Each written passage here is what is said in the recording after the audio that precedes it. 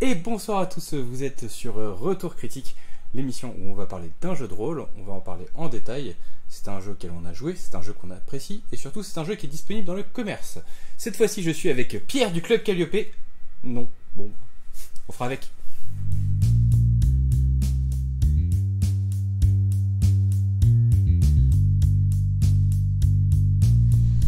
Et donc bonjour Sam. Salut. Et aujourd'hui on va parler de Mantra par Monsieur Batro. Donc Mantra, qu'est-ce que c'est en quelques mots? Mantra est un jeu de rôle atypique qui laisse part à l'imagination. J'ai envie de dire surréaliste. Oui, onirique même on pourrait dire. Du coup, qu'est-ce qui est prévu dans Mantra? À quoi on peut s'attendre lorsqu'on fait une partie de Mantra? Ben justement, c'est le principe de Mantra, c'est que sur Mantra, on s'attend à rien. Parce que le principe de Mantra, c'est qu'on improvise au fur et à mesure. Et le principe de base, c'est le lâcher-prise. C'est-à-dire qu'on improvise des scènes complètement surréalistes, complètement what the fuck, complètement déjantées. Et donc du coup, on ne peut pas prévoir un Mantra. Donc on est un petit peu comme dans un film de David Lynch. C'est un peu ça, non mais ouais, complètement. Du coup la question se pose, est-ce qu'on peut l'adapter vraiment à tous les univers ou on est quand même un petit peu limité? Non, justement, l'auteur nous donne les outils qui nous permettent d'adapter n'importe quel univers. Donc si vous êtes inspiré par Donjons Dragons, INS, Vampire la Mascarade, et ben vous pouvez très bien adapter Mantra à ces univers-là. Est-ce que du coup le jeu est quand même plus destiné à, on va dire, des joueurs aguerris qui sont prêts à rentrer dans cet univers complètement décalé, ou au contraire c'est pour tout le monde? Je dirais que les joueurs avertis pourraient être déstabilisés dans la mesure où Mantra ne répond pas au code classique du jeu de rôle. Il n'y a pas de GD, il n'y a pas de seuil de réussite, il n'y a pas de niveau de difficulté. Je dirais même il n'y a pas de scénario. On peut même prendre Mantra comme ça. Donc c'est là où ça pourrait déstabiliser. Et c'est là où justement les joueurs novices ont tout à fait leur place. Parce que justement, étant donné qu'ils ne connaissent pas les codes du jeu de rôle, ben, pour eux ça va couler de source. Autant pour les joueurs avertis, ceux qui sont à la recherche d'improvisation, de créativité, de création artistique, scénaristique, ça leur correspond parfaitement. Donc au final, ça pourrait plus plaire aux joueurs qui sont très orientés jeu de rôle, création, narratif, plus que les joueurs vraiment très traditionnels, donjon papier, tableau de réussite, optimisation de personnages, etc. Non, oui, c'est sûr que sur Mantra, vous n'avez pas de battle map, vous n'avez pas de plan tout préétabli. Mantra est un jeu de rôle pour ceux qui cherchent une expérience holistique différente.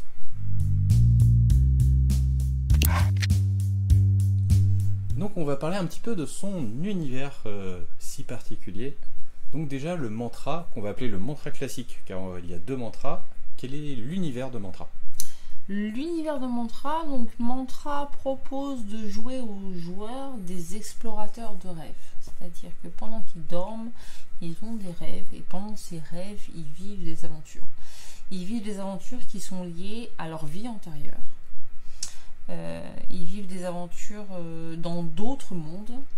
C'est le principe de Mantra justement, c'est que en plus de l'univers dans lequel on existe, il y a des univers alternatifs, c'est ce qu'il appelle le multivers, l'auteur. Et donc ces joueurs vont être amenés à basculer d'un univers à un autre et à vivre des expériences complètement différentes. Est-ce que c'est un univers qui a des secrets?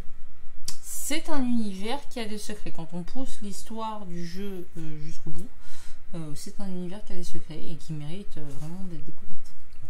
Je suppose que ça laisse une énorme place à la créativité, à l'adaptation et à tout ce genre de choses. Tout à fait. Donc, on a une autre version, la version Oniropunk, qui elle fait partie de la trilogie du chaos avec la trilogie de la crasse, Mantoid Universe et quelques incursions d'autres jeux de Batro. Un petit peu le Batro Universe.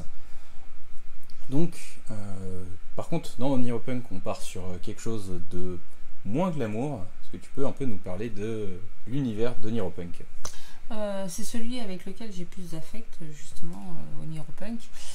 Oneiropunk vous propose donc du coup, au lieu d'être des explorateurs de rêve, vous êtes des junkies. Et par la drogue que vous ingurgitez, vous avez accès à d'autres univers, à d'autres mondes, à d'autres expériences. Et donc du coup, vous êtes constamment à la recherche de ces nouvelles expériences, donc constamment à la recherche de cette drogue. Et bien évidemment, dans cet univers de junkie, le monde n'est pas tout à fait rose et un petit peu dégueulasse quand même.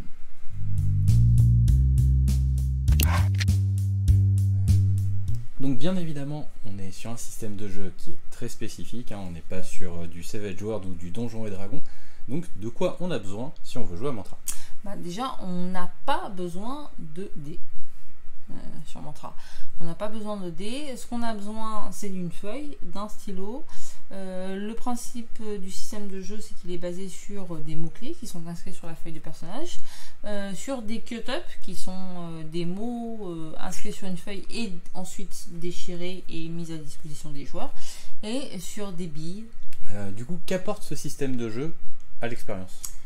Une totale liberté dans la mesure où la réussite ou l'échec ne sont pas déterminantes d'une part aléatoire fixée par un jet de dés classique comme on connaît sur les jeux de rôle. Qu'est-ce qu'il apporte en plus? Il apporte de l'improvisation, de la créativité. C'est un gros exercice de la part du maître de jeu justement de savoir de déterminer ce qui a été réussi ou pas en fonction du mot-clé, du cut-up ou de la bille, et une certaine objectivité, je dirais. Sachant que côté joueur, il faut également avoir une certaine dose d'improvisation, étant donné qu'on va tirer certains mots au hasard et qu'à partir de ce mot, on va devoir faire découler la scène, sachant qu'on peut être aussi surréaliste qu'on le veut, donc il n'y a aucun problème à faire tomber une pyramide au milieu d'un bar si vous avez pioché le mot pyramide. Quel type de personnage on va jouer dans Mantra? Il n'y a pas de type de personnage prédéterminé. Le manuel en lui-même n'en propose pas. La seule chose qu'il propose, c'est que aux joueurs, il leur demande d'interpréter eux-mêmes. C'est-à-dire que le joueur va s'auto-jouer. À la différence que Mantra, on est sur le principe du multivers, des univers parallèles. Donc au final, le joueur va interpréter une version de lui d'un univers parallèle. Donc il va y apporter les nuances qu'il veut. Le joueur garçon pourra être féminin dans l'histoire. Et au lieu de s'appeler Philippe, il va s'appeler Phil, tout simplement. Et voilà, et c'est justement le joueur qui va déterminer les petites nuances qu'il va y avoir par rapport à lui-même. Du coup, est-ce qu'on est sur un jeu qui est plus orienté one-shot ou un jeu qui est orienté campagne? Mantra fonctionne très très bien en one shot. Il fonctionne vraiment très bien. Les parties, justement, le fait que c'est de l'improvisation totale et qu'il n'y a pas de scénario établi fait qu'en tant que maître de jeu, on peut mettre fin à la séance de jeu de rôle quand on veut. Donc on peut déterminer la durée de la séance de jeu de rôle 1 heure, 2 heures, 3 heures. Il est même proposé dans Mantra classique des petites parties très très courtes, genre pendant un trajet de voiture, pendant que vous faites la queue, comme des parties beaucoup plus longues. Donc il est plutôt adapté one shot, avec une variation de temps qui est à la discrétion du maître de jeu, vraiment modulable et dont il a le contrôle. Et par contre, il propose quand même un système pour de la campagne, avec un système d'évolution qui est quand même très what the fuck. Et donc, qu'est-ce qu'on trouve dans le commerce si on veut acheter Mantra? Qu'est-ce qui est à notre disposition? En support papier, on trouve 2 ouvrages, donc le Mantra de base et le Mantra Oneiropunk. Donc le Mantra de base, c'est le vert qui est là, et Oneiropunk, c'est le rose.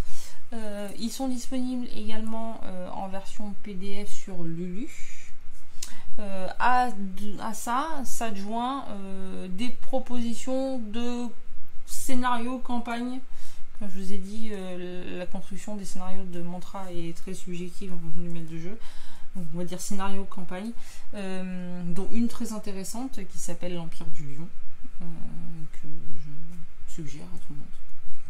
Vous pouvez également trouver des versions de mantras faits par d'autres auteurs. On a notamment le mantra Milvaux de Thomas Munier.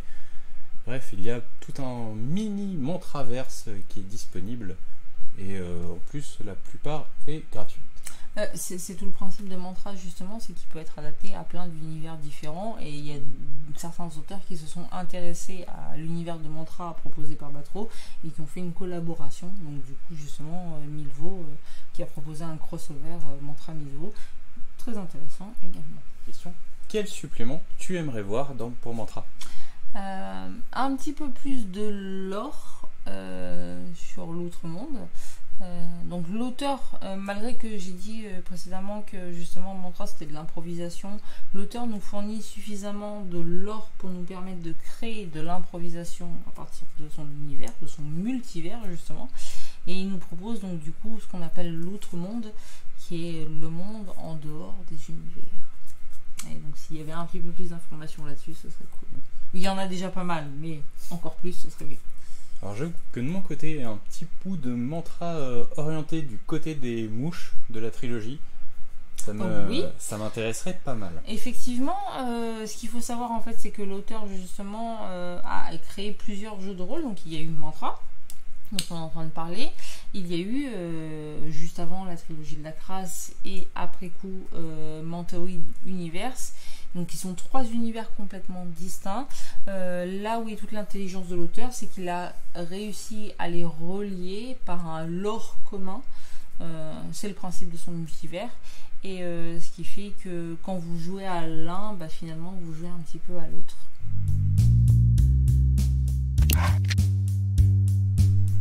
Donc au final, qu'est-ce qu'on a pensé de Mantra? Bien, cool. Comme d'habitude, c'est un jeu qui nous a plu, sinon on n'aurait pas fait une vidéo dessus. Mais donc voilà, si toi tu devais maintenant, en quelques mots, recommander le jeu à quelqu'un, pourquoi tu dirais il faut que tu joues à Mantra?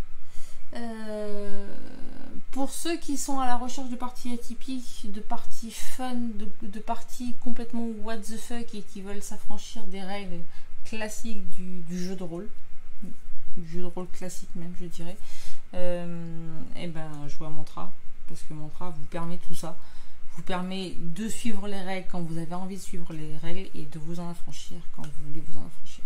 Et en plus pour le roleplay ça sera relativement simple étant donné que vous devez vous interpréter vous-même. A bientôt pour une nouvelle vidéo sur Lancer Critique. Tout de suite. Je coupe.